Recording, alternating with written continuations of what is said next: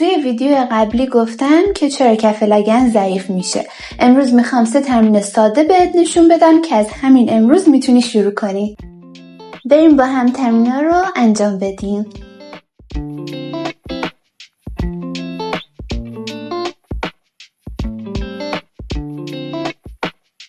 حرکت اول هیل تپس. به پشت بخواب، زانوها رو در حالت 90 درجه قرار بده و یکی یکی پاشنه ها رو به زمین نزدیک کن بدون اینکه کمرت رو از زمین جدا کنی. اینکه 2 اشتباه رایج اینه که حرکت رو خیلی سریع انجام بدیم یا پا رو بیش از حد پایین ببریم و باعث قوس گرفتن کمر بشیم. بعد از زایمان لازم نیست پاشنه حتما به زمین برسه. دامنه حرکت باید جایی باشه که کنترل شکم و لگنت رو حفظ میکنی. اگه احساس فشار یا سنگینی در کف لگن داشتی، حرکتت رو ساده تر اجرا کن.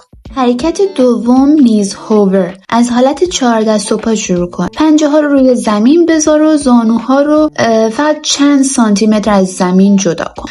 در حالی که ستون فقرات در وضعیت کنترل شده باقی میمونه. اشتباه رایج توی این حرکت اینه که باسن رو زیادی بالا ببریم یا با افتادن شکم کمرمون رو بیش از حد گود کنیم. حبس کردن نفس هم باعث میشه کنترل حرکت سخت‌تر بشه. اگه باردار یا تازه زایمان کردی یا سالمند هستی، اول از نسخه ساده تر شروع کن و مهمتر از پایین آوردن بیشتر زانوها حفظ کنترل بدن و تنفس طبیعیه. و در آخر حرکت هیپ بریج. پاها رو به اندازه عرض لگن قرار بده، لگن رو با فشار باسن بالا بیار و بالای حرکت بدون قوس دادن زیاد کمر باسن رو منقبض کن.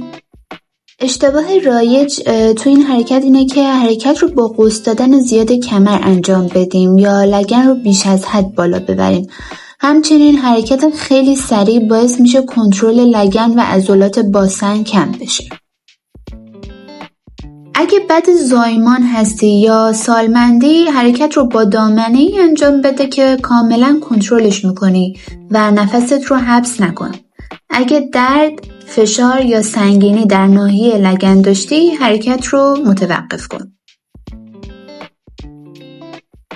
این 3 تمرین رو روزی 1 بار انجام بده و بعد چند هفته نتیجه رو خودت حس می‌کنی. اگه این ویدیو کمکت کرد، لایکش کن تا بیشتر آدمایی که این مشکل رو دارن ببیننش. کدوم تمرین برات سخت‌تر بود توی کامنت ها بهم بگو. تا ویدیو بعدی مراقب خودت باش.